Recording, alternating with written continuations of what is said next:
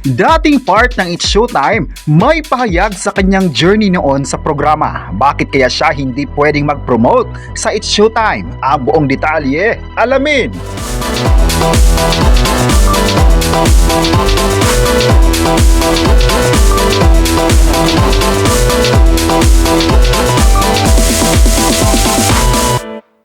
Tandang-tanda pa ng actor, singer at dancer na si Wilbert Cruz ang ginawang pagharang isang personalidad sa mga projects na para sa kanya. Sa kabila ng pinagdadaan ng pagsubok at extra challenge sa showbiz career, ipinagdiwang na niya kamakailan ang ika-10 years sa industriya.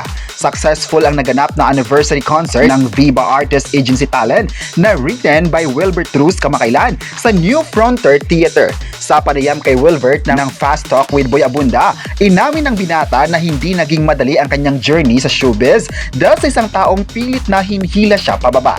Parang binablock raw ang lahat ng kanyang opportunities. Parang minsan sa showtime, sumasayaw siya at nasa harap ito, biglang ililipat sa likod sa segments na parang ipinatanggal siya. Ayon pa niya, may mga pagkakataon na kasama dapat siya sa ilang programa pero bigla na lang siyang pinalitan ng ibang kasamang miyembro noon ng grupo nilang hashtag. Meron din daw mga eksenang hindi siya pinayagang mag-promote ng mga show niya sa It's Showtime.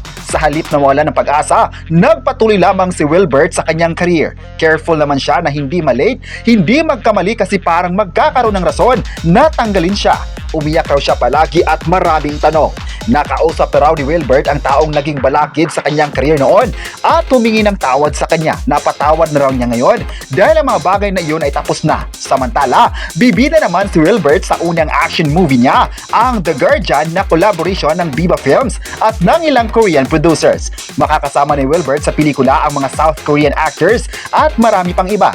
Dahil dito ay marami sa mga fans ni Wilbert ang naawa sa kanya noon sa It's Showtime. Mahirap raw ang kanyang sitwasyon dahil harangan ng kanyang mga proyekto at hindi naman sila nagwagi dahil mas lalong sumikat si Wilbert ngayon. Napangangan na lang talaga ang mga bashers niya sa kasikatan na meron siya ngayon. Kahit hindi madali ang pinagdadaanan niya, ay naipakita naman ito na kaya niyang makipagsabayan sa mga artista.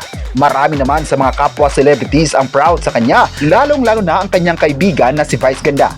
Marami naman sa mga fans na nagsabing magaling naman talaga si Wilbert, kaya pinagkakatiwalaan siya ng mga producers. Ngayon na isa siyang kapuso, ay mas lalong sumikat siya at marami sa mga tao ang nakakilala sa kanya. Maraming dahilan raw para mamahalin ang nagisang Wilbert Cruz at isa na dito ang pagiging humble nito sa lahat ng bagay. May nagsabi naman na masaya talaga sila sa success na meron si Wilbert dahil deserve naman ito. Ang mga fans naman ay andyan para suportahan ang kailang idolo at sana marami pang concerts ang gagawin niya sa taong ito. Kayo, ano ang masabi nyo na may pasabog nga si Wilbert sa It's Showtime issue noon? I-comment na kung sang-ayon ba kayo sa kanya at huwag kalimutang i-subscribe ang ating YouTube channel.